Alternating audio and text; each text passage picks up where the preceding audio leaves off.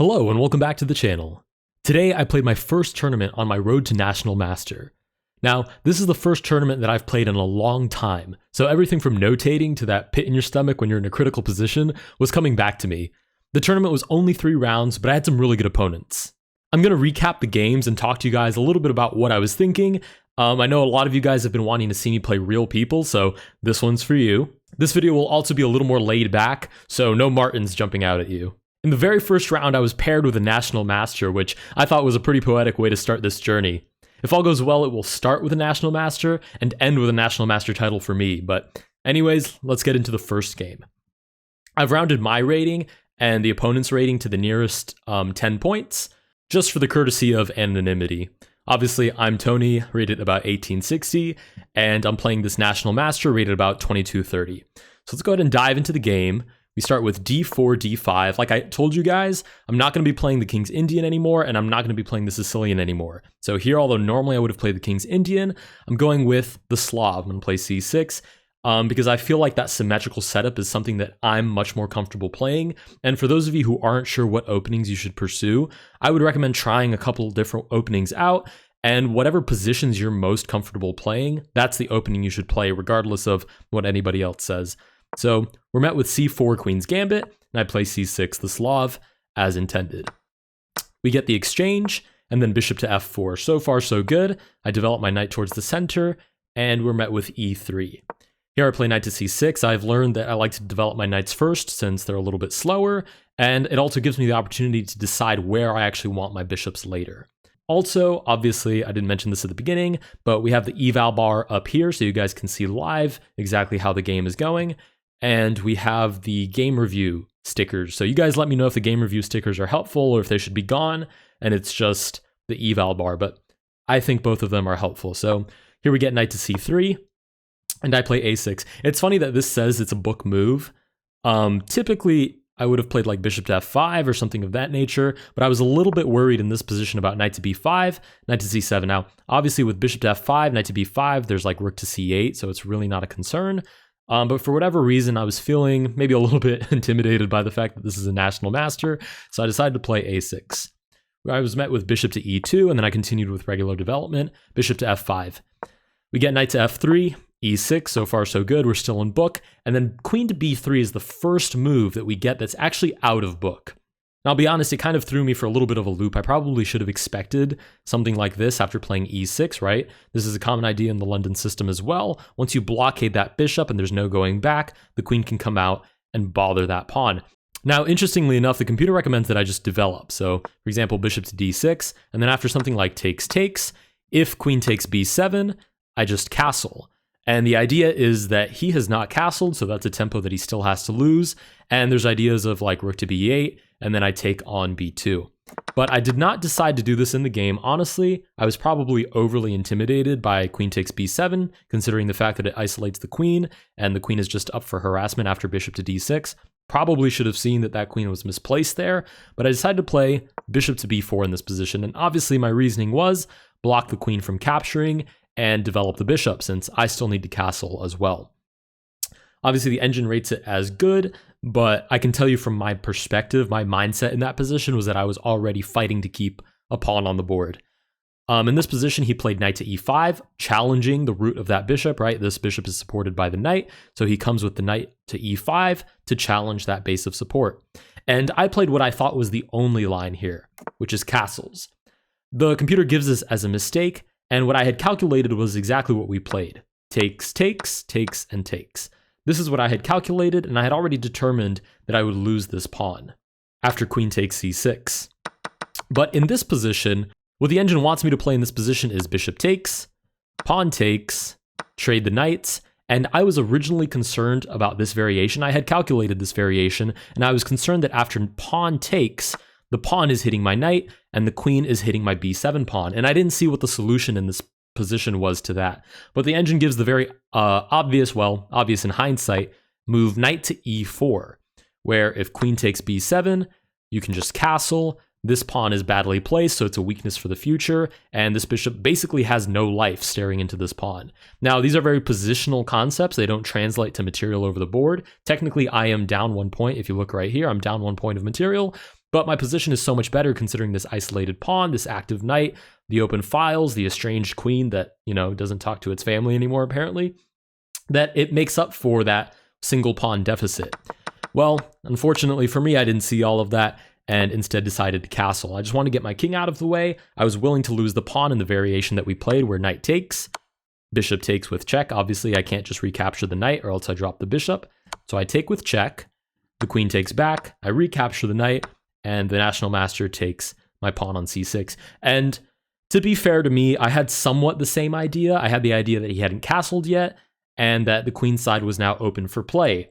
Just this variation is subpar compared to the other one, where there's a pawn on e5, nullifying the effect of this bishop, and there's an isolated pawn on c3. That's the difference between the other variation that the engine preferred, and this variation, the one we actually played.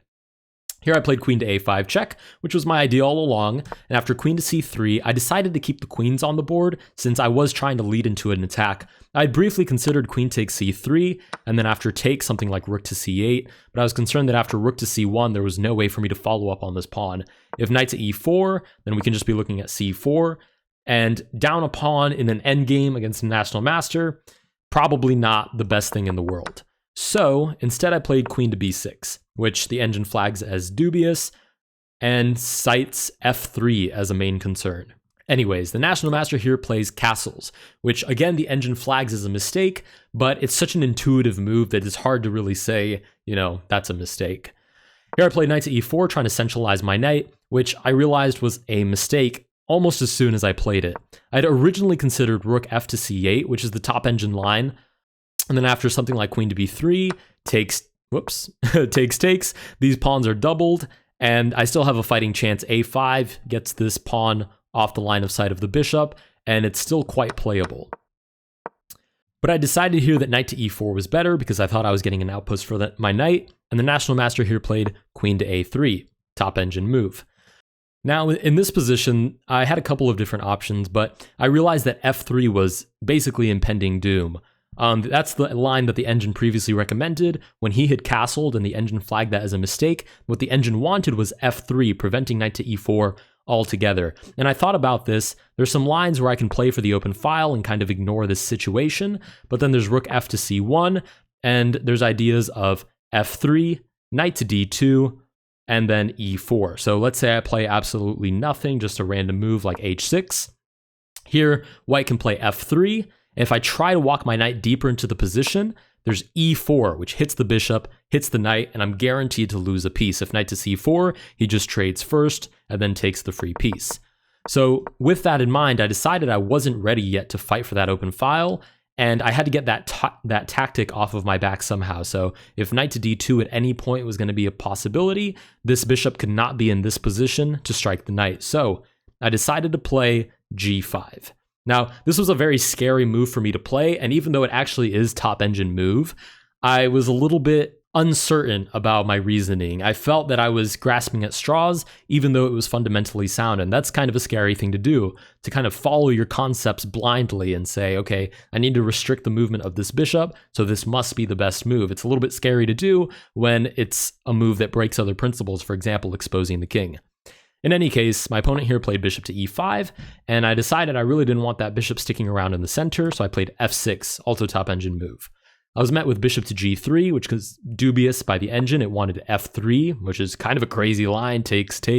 I'm sure exciting things happened in that variation, but I was quite happy to see bishop to g3 because it was kind of what I was expecting. I like that I can now start my attack, and at any given moment, if f3, I can trade off this knight, which is becoming kind of problematic, for this bishop, which is very active along these dark, weak squares.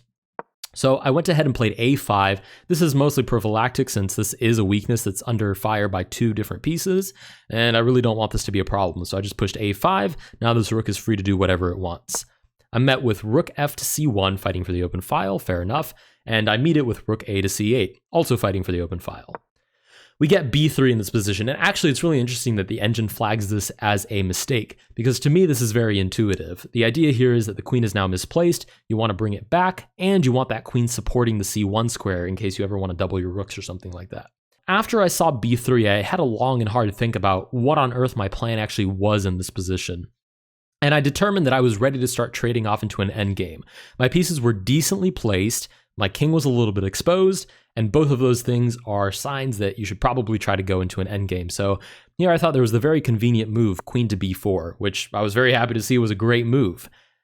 The idea here is that if queen takes, which is actually what he played, I can take back. And now this is kind of a backwards pawn. In some variations, we even trade, and if this this rook ever tries to become too active, this light squared bishop can jump into b1 and take these two light squared pawns. So fundamentally, this pawn is a backwards pawn, very easy to attack with, for example, rook to a8, and they're both on light squares, which, would you look at that? My own bishop is a light squared bishop. Here my opponent played bishop to a6, trying to destabilize the root from which I'm fighting for that open file, and I captured the rook. Takes. I went ahead and simplified this knight for the bishop, since this knight really isn't pointing at anything anymore. Knight to c3 was mildly interesting, but it was also kind of easy to destabilize immediately. So I decided, instead of placing my knight on c3 and waiting for this tactic, I just traded it off for this bishop that was probably going to become very active and harass my pawn. After the pawn took back, I played rook to a8, and he met that with rook to c6. Obviously, if he had moved the bishop, I would have just taken the pawn on a2. So now we've entered an endgame, and if you look at the eval bar, you'll see that it says 0.0. And honestly, I had in my gut feeling that that was what the evaluation was going to be. I really had the sensation that I had entered a very even endgame with this national master, yet still down a pawn. So I had to play very precisely, and it's worth noting that by this point in the game, right now we're on move 25. By this point, we were both down to about 20 minutes. He was actually more down on time than I was. I believe he was at 17 or so, and I was at about 20 minutes just at this point in the game. And you guys will see how much more game there's left to this. But clock him at about 17, and I'm probably at about 20 minutes at this specific position. I went ahead and played king to f7, which was a mistake. I didn't really understand why it was a mistake. I feel like mistake is kind of a harsh word to use here when it only dropped to 0.5, which in all practical terms is still a draw. But here my opponent played rook to b6, which was also considered dubious. We both played a lot of, miscellaneous moves, we'll call them here, because we're playing for practical ideas. I'm coming to destabilize the rook, so I can take the bishop or at least take the pawn behind it, and obviously he's coming for my pawn. I played king to e7 here, and I thought it was really interesting. He does have a line here where rook to b7, king to d6, bishop to b5. It's kind of a big headache for me. So if we look at that really quick, rook to b7 check. If I play king to d6, you'll see that eval bar slowly start to creep down because there's bishop to b5. What's the problem here? Well, checkmate is usually a problem. The only move here that gets me out of checkmate is e5, but it walks into rook to b6 check, king to e7, and bishop to c6, hitting the pawn, hitting the rook, and I'm not particularly happy in this position. So honestly, I thought that's what he was playing at originally, but after I played king to e7, he met me with f3, and I really didn't understand what the idea here was. I assumed that it was to play king to f2, but you'll see in a moment that he didn't actually play that. Obviously, if he had played king to f1 here, there's the very nice little tactic. Rook takes a6, rook takes back, and now these two pieces are on the same diagonal. Would you look at that? The bishop moves on the diagonal, and the king moves wherever, and I'm completely winning. So I thought originally that f3 here was to play king to f2 without walking into that trap, but after I played h5, I was met with bishop to b7, where I actually understood what the real idea was, which is e4. He never wanted to bring the king to f2. Well, if he did, he didn't play it. His real idea was to play bishop to b7, allow this capture, which I graciously accept, and then to play e4. So f3 was really just preparing that central break. I captured, he took back, and I played bishop to g4. I was starting to get a little bit concerned because I knew he was going to have at least two passed pawns here. This pawn is as good as gone, so this one's passed. And these two pawns face a single pawn, so those two versus this one basically also makes a passed pawn. But with his king so restricted by my rook, I didn't really think that there was a way for him to break through, and according to Engine, I was right. After rook takes b4, I played rook to d2 to hit this d4 pawn and force him to make a decision about it, which he did. He played d5, we traded, and I moved my king towards the center. I figured, worst comes to worst, I go for broke and I play like h4, king to f4, king to g3 and try to get checkmate, which obviously looks kind of crazy in hindsight, but it's good to have those kinds of ideas up your sleeve. At this point, we are like way down on time. We've both spent a lot of time thinking. There were a couple of critical moments where we were trying to decide, well, he was probably trying to decide if this was still winning or if he had any winning opportunities. And I was trying to decide what the best way for me to hold out on a draw was. So we're both very down on time at this point. And he plays rook to b8. I play king to e5, centralizing my king, basic endgame principles. And I'm met with b4. Past pawns were meant to be pushed. Can't hate him for that. Now, at this point, we're probably down to about 5 minutes each. You're getting to that point where you start debating, should I keep taking notation? I still have 5-second delay. I don't have to notate technically under 5 minutes, but it's not killing me to, write it within the 5 seconds that I have. So we're at about that stage in the game for those of you who are tournament players. And here I played f5. Very simple idea, destabilize the bishop. He meets me here with a very, very clever tactic, and this is where I see that he's a 2200. He plays rook to e8 check, which is not losing by any means.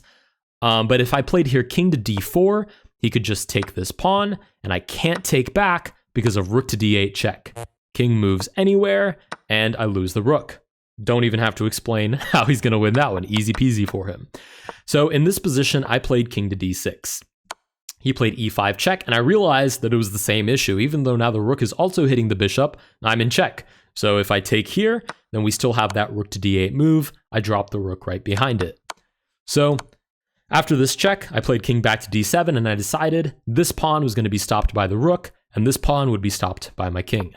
Bishop to f7 was the only way for him to defend the bishop that was under attack, and the rook, which was also under attack. And here I played rook to b2, now harassing this pawn instead. I met with e6 check, and I realized here I was going to have to dance around a little bit. So I played king to d6, check, king to e7, check, and king to f6. Now, there's no more checks on the board, so here he decides to play rook to b7 and defend that pawn. At this point, I'm thinking, I'm not 100% sure that I can stop both of these pawns. I don't see how he's going to break through, but with probably 2 minutes on the clock at this point, I can't guarantee that there's not some idea of, bishop to g8, e7, and that the pawn gets away. Now, obviously, Engine believes that this is a perfect draw, but with 2 minutes on the clock, I didn't have the time to be 100% sure of that. So I played f4. I'm playing for a counterattack here, and obviously Engine thinks this is fine. Engine is convinced that this is a complete draw. But I'm here playing basically for a counterattack. On the king side, best case scenario, I take and mate him, for example, which obviously would never happen, but it's in that spirit. We get pawn takes and I recapture, and then we get bishop to g8, the idea I talked about originally with the idea of e7. Here I played rook to e2, thinking it's the only way to stop the pawn, and I'm met with king to f1. Obviously, I can't just move the rook back or else it undoes my progress, so rook to e5. Keeps it on the same file, keeps an eye on this pawn. b5, he continues to make progress, and here I play bishop to e2 check, picking up this pawn. 2 pieces on the same diagonal, good as gone. King to f2, and I go ahead and pick up this pawn. Here he plays a super interesting move. He plays rook to h7, and I play bishop to c4. I'm trying to take this pawn, and I'm met with king to f3. Now, the reasoning for king to f3 is that if he had played check right away, I would have just played king to g7, forking the rook and the bishop. So instead he meets me with king to f3, and after this capture, now he plays rook to h6, where this idea is just met with rook takes. In this position, I played king to e7, and he takes my free pawn. Now I'm dealing with this threat and these threats, and I decide to play rook to f5 check. The idea here is he moves the king anywhere, I just move the rook away, and I don't care that I lose this bishop because I win the pawn, and that's actually what happens. We get to this position. I've sacrificed the bishop, but I've determined that if I can trade off these rooks, it's a guaranteed draw. Now, at this point in the game, we are both down to less than 30 seconds. There is a 5-second delay. We've both put away our notation sheets. We have 3 or 4 people standing around us, and we are both very, very nervous. We're the last game in the hall at this point, and we're in a time scramble. So I go ahead and capture this pawn. I'm just playing practically here because again, if we can trade off all of these pieces, then this, what's left over, is a theoretical draw. The game ends as soon as that happens, draw by insufficient material. So from here on out, I don't have notation anymore. So as soon as this game finished, right after this game, I went out and I jotted down the moves as quickly as I could, as best as I could remember them, and I got about this far. Bishop to f5, rook to h2, king to e5. I decided to give check because I felt that I was in threat of checkmate, and after bishop to e4, I played king to d7. I decided that it was more important to get my king out of opposition than to hold on to this pawn, which in hindsight was not a very practical decision, although I thought it was personally very scary to play rook to h2, be met with check, and then be forced to move onto the back rank. That seemed like more of a problem to me personally. So in a quick moment of trying to make a practical decision, I played king to d7. He took my pawn, and from here on out, I don't remember exactly how it went. I'm pretty sure I made a couple of rook moves. I'm pretty sure he checked and came back and forth with the rooks a couple of times. But I didn't actually play king to e7, which is what is here on the board. King to e7 is here so I can get you to the final position where I actually ended the game, let's call it that. After check, king back, rook over. This is just me making moves to get to the same position. And this was the final position. Now, if you look on the engine, it says mate in 21. And funny enough, even the National Master himself said that this is theoretically winning. Now, in this position, it was actually the rook was on the other side, but this is the same idea. In this position, I grabbed my king. And I'll give you a moment to decide why grabbing my king in this position was a horrible time crunch decision to make. And the reason it's a horrible decision is whichever way I move my king, all of these squares are defended either by the king or by the bishop. So wherever I move my king, rook to a8 is checkmate. What I should have played here was rook to c2. Now, this is where the game officially ended. I touched my king, I realized it was forced mate, and I gave my hand in resignation. But for the sake of entertaining mate in 20 or 21 moves, I'll walk you through what the engine says was the best move, and frankly what I would have tried to play if I had not touched my king, right? If I could have, I would have played rook to c2 here with the obvious idea that check is met with rook to c8, and engine agrees. Rook to f7 is the best move, and I'll just walk through these ideas. This is an endgame that I need to review, but I'll just walk through these moves for the sake of entertainment.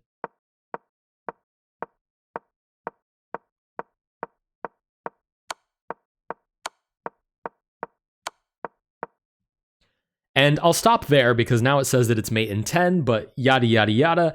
I don't honestly believe that the National Master would have found that mate in 21 moves with the precision that the engine is requiring in 30 seconds. So it's a little bit of a shame that I grabbed my king so quickly, but I think I had made the mental decision that I was already losing.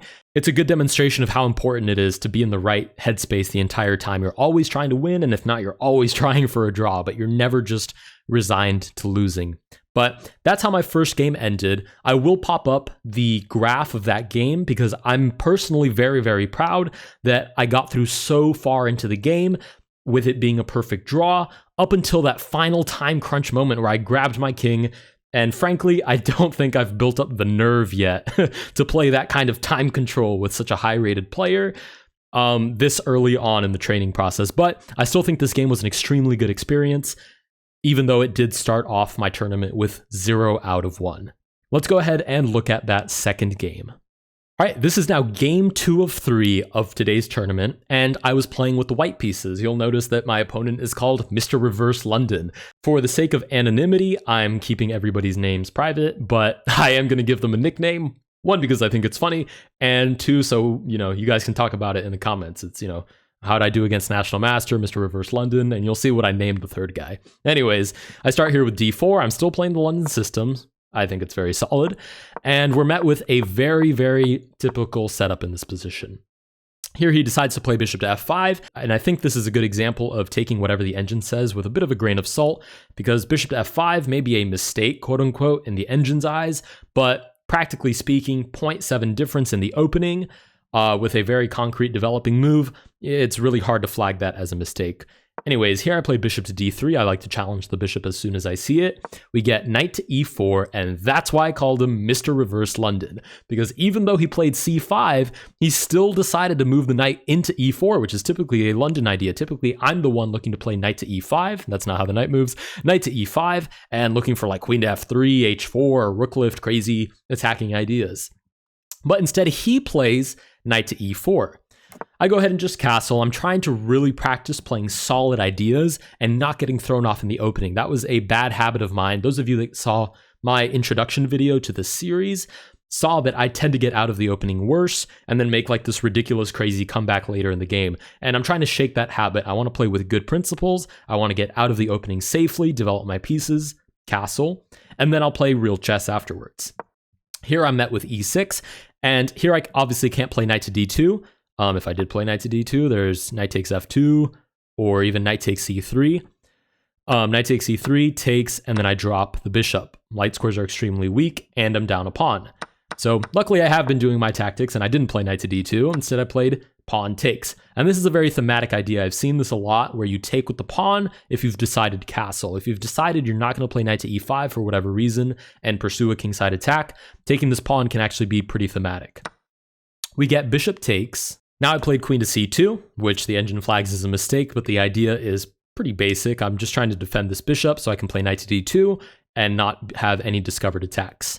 We get short castles, and I play knight to d2. We get takes, takes, and queen to f6. I think this is very interesting. I feel like players under 2000, myself included, have a tendency to feel that a position is becoming boring and then try to like explode out of it somehow. So in this position, the very natural move is to just trade. But being in a tournament, and me and my opponent were both 0-1 so far, I can understand why you might get that feeling that you have to play for something more interesting, more aggressive. And in this position, I decided to just trade anyways. He recaptured, and I played knight to d4, hitting the queen, still not how the knight moves, hitting the queen, and hitting the knight. Again, just looking for another trade and simplifying the position. We get queen to g6, and I went ahead and traded this off. Now, in this position, there's not a lot going on. If you fell asleep just looking at this position, I don't blame you, but I would like to wake you up to suggest that maybe there's another layer of depth here. I played the best move here, funny enough, and I played c4 in this position, where the idea is if pawn takes, then I can play something like rook a to c1, target this pawn, target the bishop, target the weakness right behind it. And it's very interesting because this isn't a, wake up in the middle of the night sweating, remembering this position moment. It's a very tame position, but there's still opportunities. You just have to find a way to hunt them out. So I played c4 here, kind of expecting him to just centralize his rooks, allow the capture, and in the end, I would be left with 2 pawns versus 1 on the outside versus his large center mass of pawns against my 4. And in my opinion, that's better for me because now I have an outside passed pawn. I can use that to create some leverage, some pressure on the queen side, and then find some other way to make the game more interesting. That's what I had in mind. It's not what he had in mind. Instead, he played f6 in this position, which I already thought was a little bit suspicious, and I was starting to get the inkling that he was trying to do what I talked about earlier, kind of explode out of the position when there's nothing happening. There's nothing crazy to address in this position. I captured, as expected. I still wanted to create that 2 versus 1 situation, and I can open up a file in the process. I was wholly expecting pawn takes back in this position, and relatively normal play, maybe b4, trying to advance my queenside pawns, etc. Instead, Mr. Reverse London played e5, which is not just a mistake in the sense that the engine thinks it's a mistake, it's actually a severe error in this position.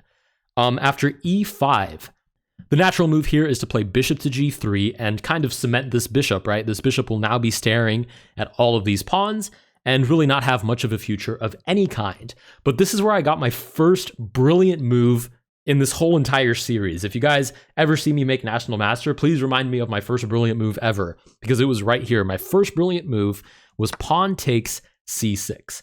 And the reason this is brilliant is because even though it hangs my bishop, the weakness created on this diagonal by him moving the f-pawn allows for queen to d5 check and then recapturing the bishop, which is spectacular because then I won this pawn and this pawn on the way. Not to mention, this pawn has dreams of queening very, very soon. So I captured on c6, and I just want to reiterate one more time, I think this is a good example. This e5 move is a good example of kind of wanting to explode out of a position where there's nothing happening yet, right? Sometimes you just need to squeeze the life out of a position a little bit and not play so explosively. Anyways, he did capture the bishop. I played queen to d5 check and recaptured. Now, there is an interesting move here, which is f3, which is what he played. It's his best chance, which is met with g3. Now, after queen to g4, the line that the engine prefers is king over, and then, if queen to h3 or something like that, rook to g1. I did not like this line whatsoever. Instead, I played queen to d5, which the engine thinks is a mistake. Now it gives me as only having a 1-point advantage, which, to be fair, is what I have. I'm up, 2 pawns, so a 1-point advantage isn't a huge difference, but my opponent finds the only move in this position, which is rook a to d8, which for some reason it's marking as a dubious move here, even though on the side of my screen here it says rook a to d8 is a great move, so I apologize for that. I have no idea why it's saying here that it's a dubious move. Anyways, I'll give you guys a moment because there's only one move here, which I had previously calculated. There's only one move here that gets me out of this situation. And I'll show you the move now. The move is pawn to h3. Why does pawn to h3 work? If queen takes, which is what he played, I just capture the pawn on f3. If rook takes, I take the queen, and even though the engine says I'm only up 0.9, practically speaking, this is a very difficult play for the black pieces, considering that the king is stuck on the back rank, so there's ideas of back rank mate, until he moves a pawn, and I have a large majority of pawns on the queen side, and not really a lot of other weaknesses to speak of necessarily. So in this position, my opponent took the pawn, and I took on f3. After rook to d2, and b4, pass pawns were meant to be pushed, and this one's not passed necessarily, but it's going to go help its friend on c6.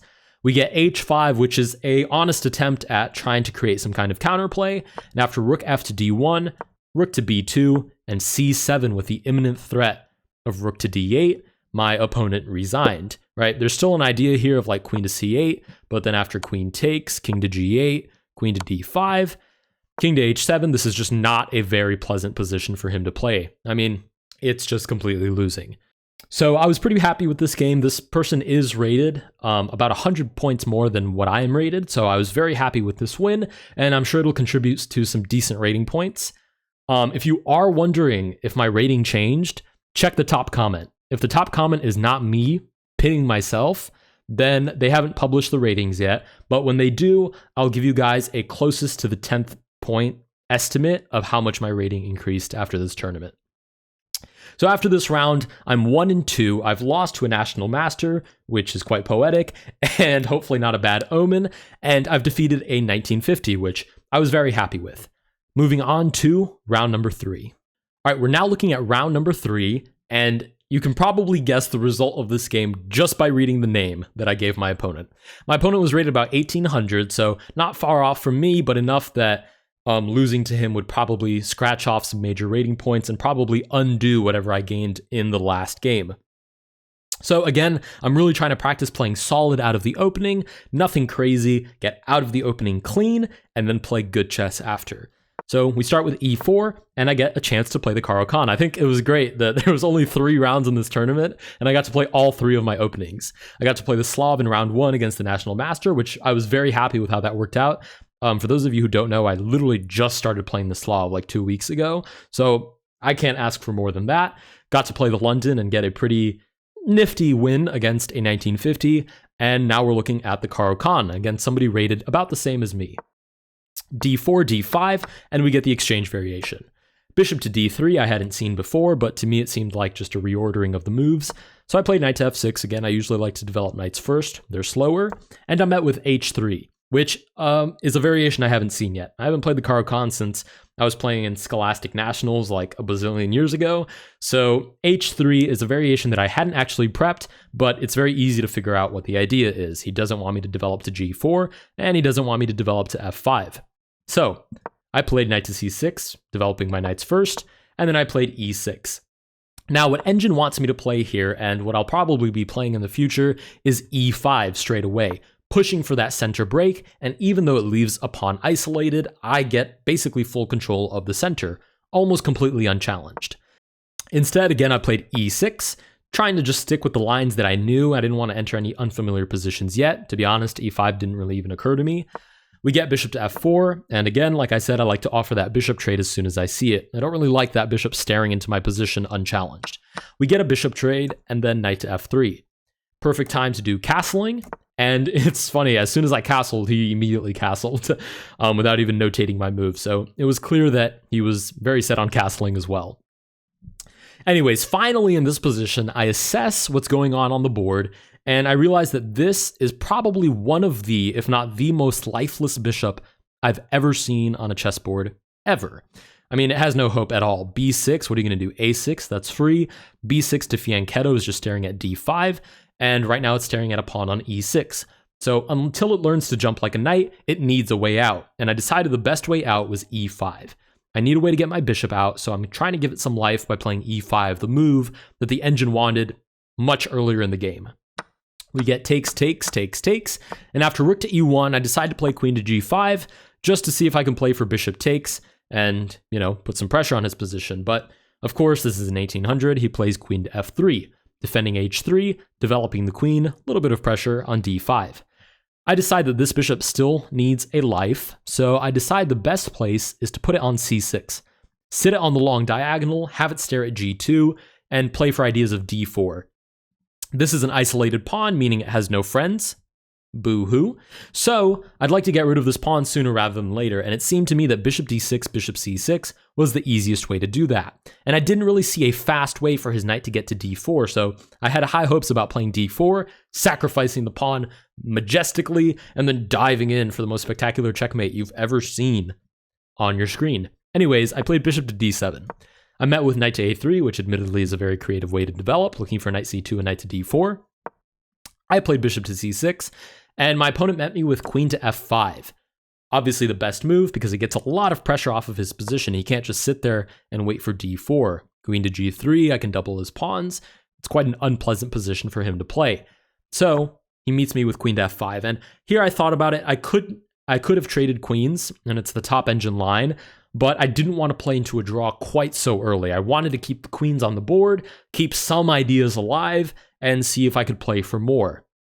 The Engine gives it as a error later in the game. Well, now it says queen to h4 is best, but when I was originally going over this game right after it actually happened, it gave this line as not particularly great, but I guess now it gives it as best. Anyways, we get knight to c2, and I play g6. The idea is kick the queen out. If queen to f3, I have d4. Pretty convincing, looking straight to g2. And if queen to e5, I fight for the open file with a tempo hitting the queen. We get queen to d4, and finally I can't fight it anymore. If I decide to play queen to g5, I walk into h4, and there's no way for me to defend this knight, right? If I move the queen back, I just drop the knight outright, and there's not a lot of better variations for me here. So instead, I trade queens. Reluctantly, but it was a necessary move. The knight took back, and even though this is kind of an uncomfortable endgame, I did assess that this is even so far. On this turn, I decided that since I'm the one with the isolated pawn and the misplaced bishop, that it should be in my favor to trade pieces. And Engine here gives bishop to a4 as the best move, citing it as 0.29 in favor of white, and it gives rook takes e1, the move that I played, as the second best move, citing it as 0.30. So for all practical purposes, might as well be top Engine move. The rook recaptures, and I fight for the open file. After he took, he offered me a draw. And I thought long and hard about this because, like I said, and you guys saw, I wanted to play queen to h4, I wanted to keep pieces on the board. It was my biggest problem in the past. I never wanted to play for a draw, I wanted to win, and it led to a lot of losses. So when he captured my rook and offered a draw, I thought, what am I most likely to play here? I'm most likely to play knight takes e8. And what does this position actually offer for me? Well, not a lot. I mean, Engine gives it as 0.3 for white, but practically speaking, it really is just a big headache for me and a lot of comfortable play for him. He really has no weaknesses to speak of. I mean, classically, you might call maybe b2 a weakness, but in my book, if you can't attack it, it's not a weakness. Now, for me, I have a bishop, which is a glorified pawn. I mean, it's even sitting in the pawn chain in case, you don't have a very sharp eye for seeing badly placed pieces. My bishop is literally a sitting pawn in a pawn chain, and I have an isolated pawn. And to top it all off, I have no way to get rid of this knight on d4. That is a sweet outpost which can never be challenged by any of my pieces. There's no pawns that can hit that knight ever. So given that my bishop is a glorified pawn, given that the knight has an infinite outpost, and given that I have a forever weakness on d5, I accepted the draw offer. So that concluded my tournament. Out of 3 rounds, I scored 1.5, lost against a national master, but I have to be honest, I'm extremely proud of that game. Very, very even throughout the whole time, and it just came to time pressure. Second game, I defeated a 1950, which I couldn't be happier with. I mean, let's go London players. If you don't play the London, that game is for you, the London. And then for my third game, I'll also admit I was pretty pooped at this point. I haven't been in a long tournament like this in a good while, but against Even Steven, I accepted the draw. Anyways, if you guys did enjoy this video, please consider liking and subscribing, and I will see you guys in the next one. Again, check top comment. Eventually, I will pin whatever my rating change was. See you guys in the next one.